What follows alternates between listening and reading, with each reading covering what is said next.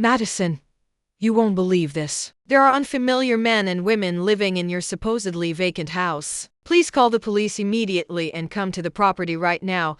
The shaky voice of my attorney, Michael Turner, rang in my ear, and my foot slammed down on the brake without thought. Tires shrieked against the pavement, scattering gravel along the narrow mountain road twisting through rural North Carolina. My pulse thundered so loudly it felt like it might drown out his words, and my knuckles went pale as I clenched the steering wheel. The house he was talking about was a striking of frame tucked deep in the mountains outside Asheville. It had been left to me by my grandmother, Eleanor, the woman who had raised me with more love than anyone else ever had. Before listing the place for sale, I asked Michael to stop by for a final inspection. I expected a simple thumbs up.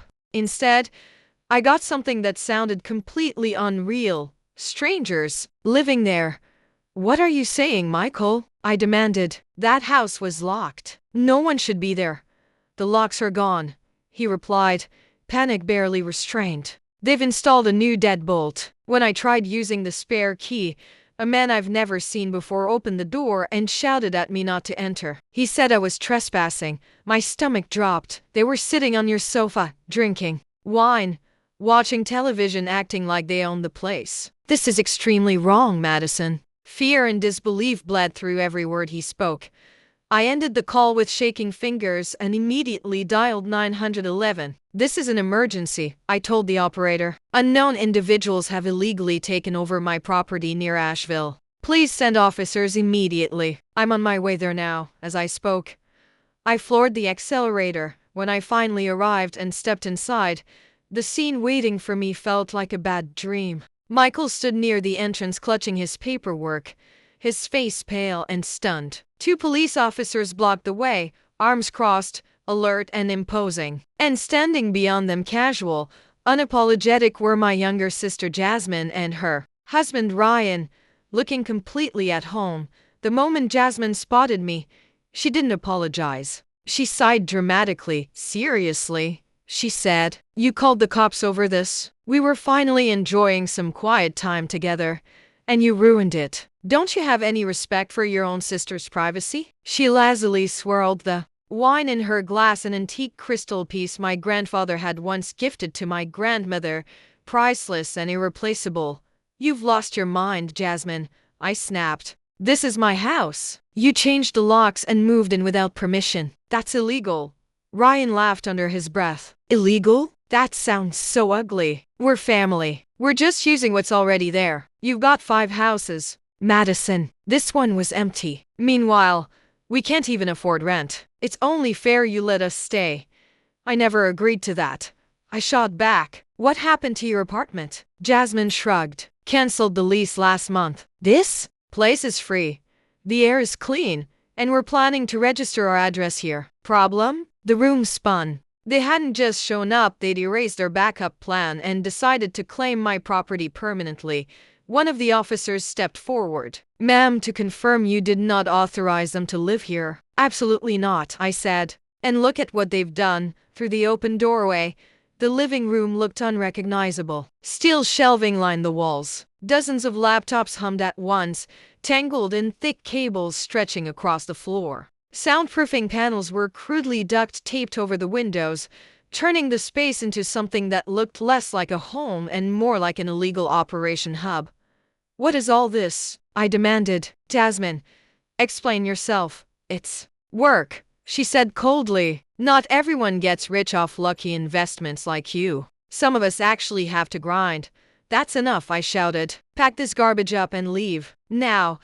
She leaned back against the sofa, unimpressed. Not happening. This is our office. If anything, you're the one trespassing. We live here now. We've already moved in, and you can't erase that. Take one more step and I'll sue you for human rights violations. She was dangerously wrong.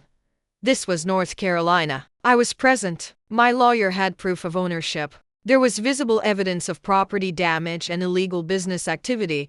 The senior officer's voice dropped, calm but final. This is your last warning. The property owner is demanding you vacate immediately. Without a valid lease, you are committing first-degree criminal trespassing. Stand up, Ryan exploded. Don't mess with me. He shoved the officer hard in the chest. The room went dead silent. You are under arrest for assaulting an officer and obstruction of justice, the policeman said. Do not resist. Ryan was on the floor in seconds, handcuffs snapping shut with a sharp metallic click. This is illegal. Ryan screamed. Police brutality. Jasmine, do something. Furious, Jasmine lunged forward and clawed at the officer's arm. Get out of our house, you parasites. At obstruction, another officer muttered. She was restrained just as quickly. This is all your fault, Madison. She screamed as they dragged her away. Turning your own family in. I'll curse you forever. You turned my home into a criminal base, I replied coldly. Get them out, and never let them return. They were shoved into the patrol car, screaming insults as the doors slammed shut. The sirens faded down the mountain road, and silence reclaimed the house. Michael and I slowly began inspecting the damage. The living room was ruined, holes drilled through the floor, walls covered in insulation panels, wires everywhere. This is bad, he said grimly. The second floor might be worse. The property value will take a hit. As he spoke, a memory surfaced clear and sharp. My grandmother's final words. On her deathbed, she had gripped my hand and whispered, if the storm comes and you lose your way, look for the secret place where we used to play. There's a light there to protect you. Jasmine will never find it. I thought it was delirium. Now, it felt like a warning. Michael, I said quietly, let's check the attic. I think something is hidden there. The attic? He asked. There aren't even wires up there. It's untouched, looks like no one's been near it. Exactly. We climbed past the second floor bedroom to a narrow ladder leading upward. Dust coated everything. I coughed as I pushed open the door and switched on my flashlight. An old blanket, a broken rocking horse, and in the corner drywall that looked too new, a shade lighter than the rest. My fingers dug into the seam. With a sharp crack, the panel gave way. Behind the insulation sat a heavy, matte black digital safe. This is it, I whispered. Grandma really did hide something here. Michael nodded slowly. Impressive find. But we don't know the password. Leave it to me. I placed my fingers on the cold keypad of the safe. The password is a number only Grandma and I know. No matter how much Jasmine thinks about it, she'll never figure it out. It was the numerical conversion of me grandmother's maiden name, our secret code. 0428. I entered the numbers. A solid electronic click echoed and the lock disengaged. Slowly lifting the lid, I found a massive stack of neatly filed documents sleeping inside. I took the top file and shone my light on it. And in that instant, my throat froze with fear. These are client lists for senior investment funds. And look at these bank transaction records. Michael took the documents, adjusted his glasses, and stared at them intently. Madison, this is serious. Every fraudulent account listed here and every suspicious transfer destination is registered under your name with your social security number, former address, and even a meticulously forged version of your signature. I felt all the blood drain from my face. The files contained a complete record of organized fraud Jasmine and Ryan had carried out, accompanied by notes that read like the screams of their victims, a total of $800,000 stolen from elderly people. All of it had been routed through accounts opened in my name, cleverly disguised to make it look as though I were the mastermind. Then we found the decisive piece of evidence. A handwritten note from Jasmine.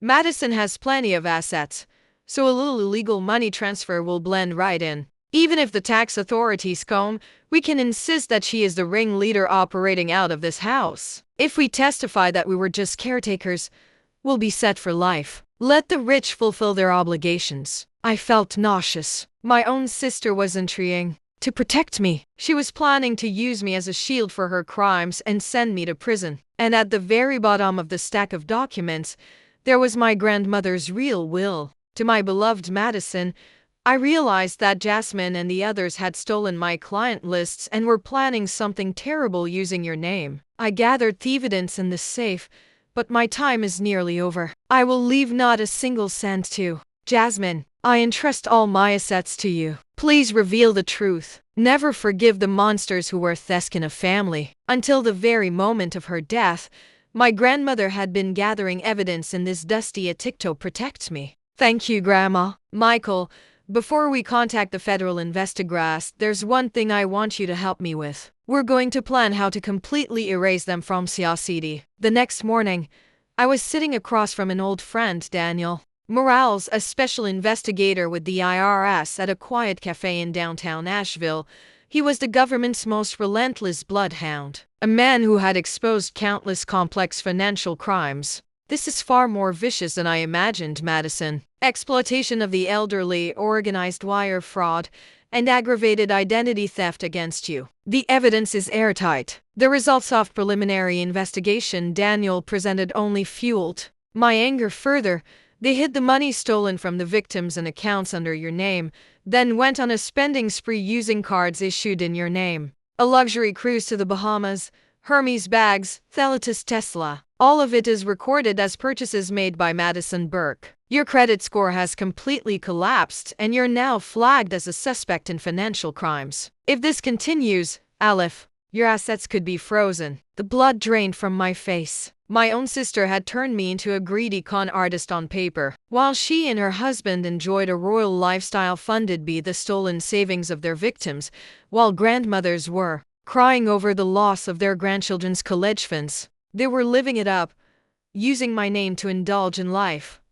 Daniel, tell me how to finish them completely. I want them to taste a level of despair so deep that they can't make you a single excuse. Daniel flashed a fearless grin and placed a compact, high-performance voice recorder on the table. As long as one party consents, recording is legal. Let's lure them back to Thaddeus one more time. We'll lie and say we found a second hidden trust fund your grandmother left behind. If you tell them that signatures are required to receive it, those two shallow fools will bite for sure.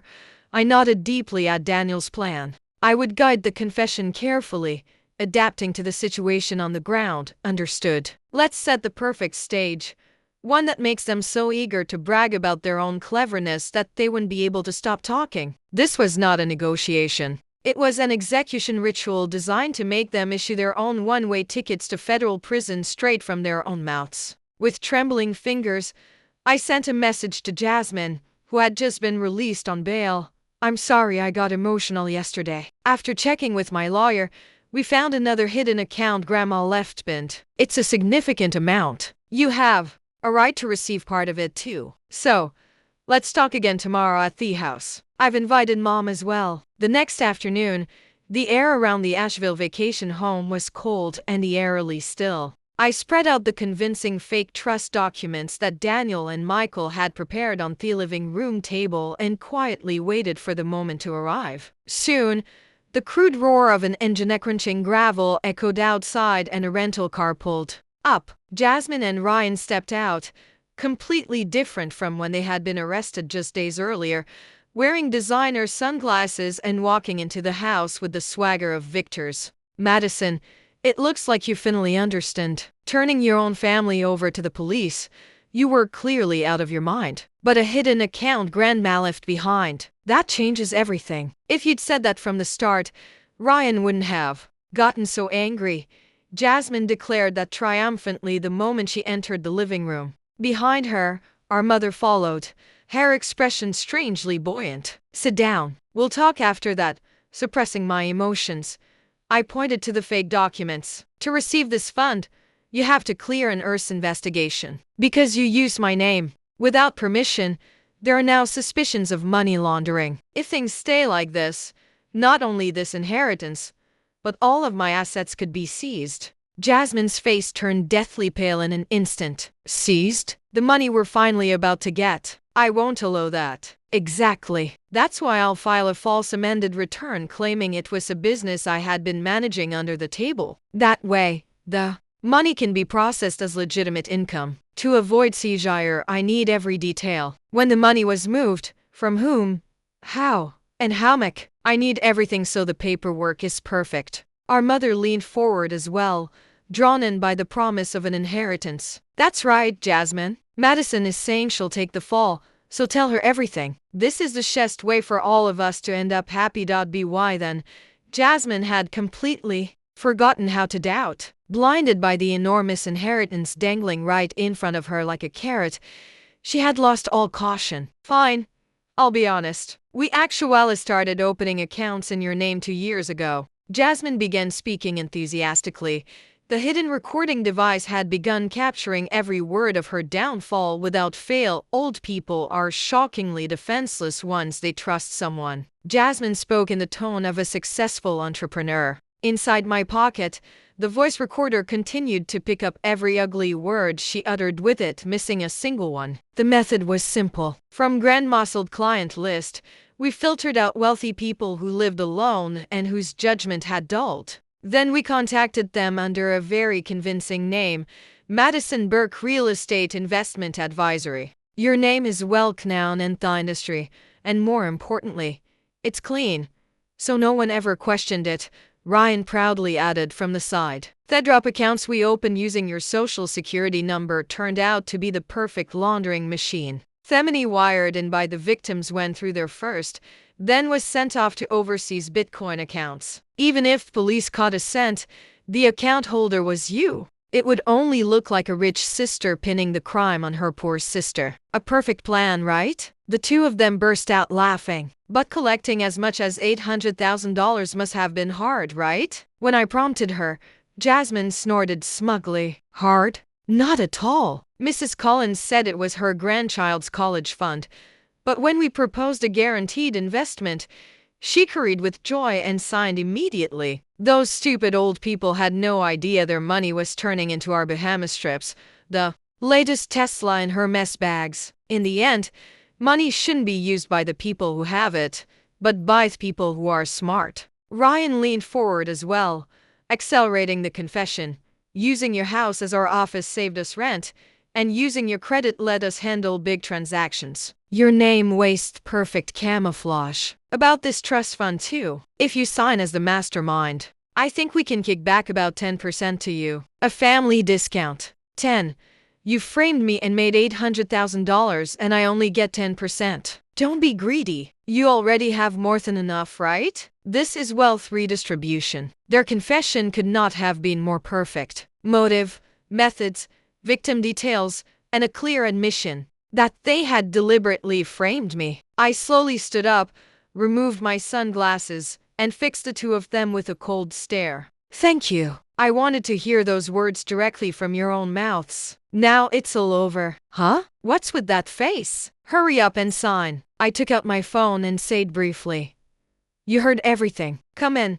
The moment my short signal echoed through the living room, the front door of the vacation house was kicked in with a thunderous crash. FBI. Nobody move. Hands up. Amid furious shouts, several men and women in tactical vests stormed inside. On their backs were large letters reading FBI and Dursey. Leading them was Daniel Morales, the very man who had been sitting across from me at the cafe just moments earlier. He thrust forward his badge and fixed a cold stare on the frozen Jasmine Ryan. What is this? Madison, what does this mean? Jasmine screamed as she nearly fell out of her chair. Ryan dropped the whiskey glass he was holding and the amber liquid spread across the carpet. I told you not to move. Every word of your confession has been recorded in real time under federal investigation. Daniel spoke calmly and pointed to the decimal receiver placed on the table. What had been hidden against my chest was not just a recorder, but a live transmitter sending audio directly to the patrol cars where the agents were waiting.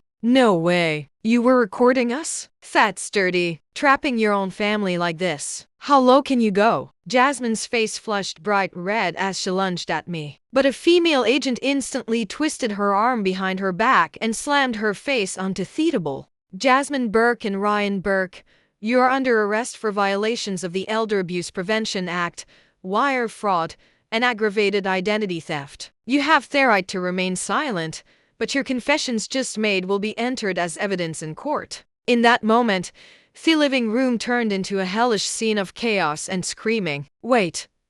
I had nothing to do with this. Chase planned everything. Don't lie, Jasmine. You're the one who brought the client list. Just moments ago they had been posing as invincible business partners. But the instant the handcuffs clicked shut, they began desperately hurling blame at each other. The sight was pitiful and almost laughable.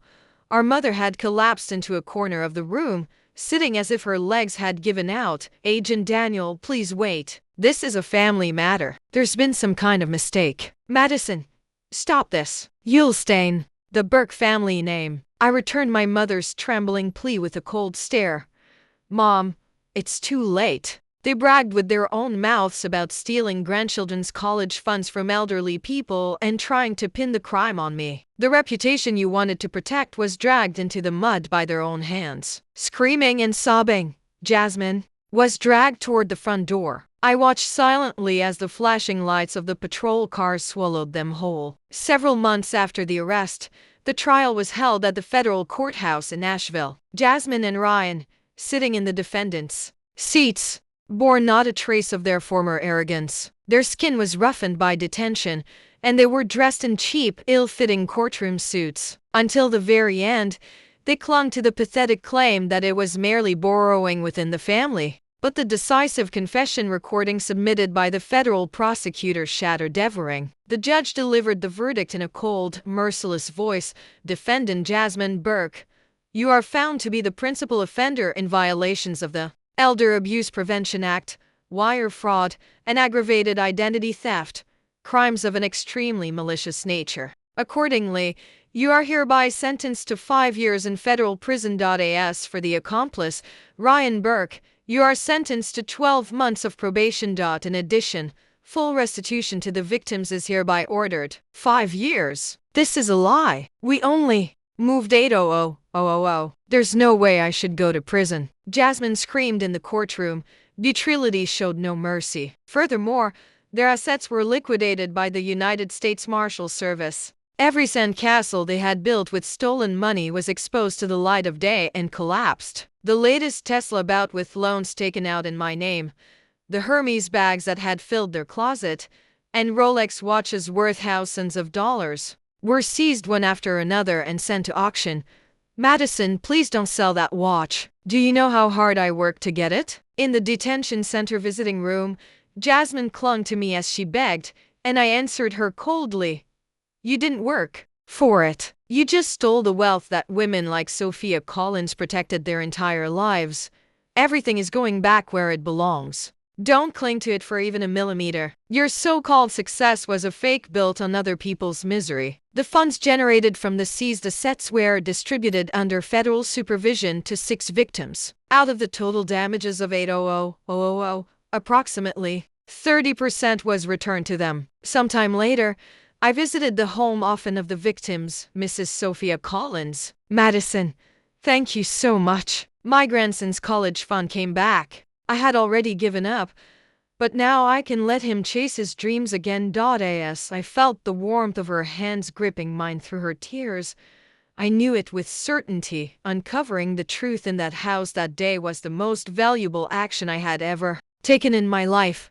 Madison, wait. Don't go. The one who chased after me as I stepped out through the heavy courthouse doors was my mother. Her face was crumpled with tears, and there was no trace left of the dignified figure she had been just months before. But what spilled from her mouth was not an apology to me, but a shockingly selfish accusation. If you had changed your testimony and agreed to a settlement, Jasmine's life could have been saved. Don't you have any mercy at all? Do you really think you can be happy after throwing your own family into hell? I stopped walking and slowly turned it around. Mom, let me ask you just one thing. Did you truly not doubt for even a single second until Jasmine was arrested that she had stolen my identity and scammed elderly people? When you saw that flashy lifestyle, didn't you think anything was strange? At my question, my mother twisted her face and screamed as if spitting the words out. Of course, I didn't doubt it. I just assumed that you being successful were helping your sister out. I thought that was family supporting family. And yet,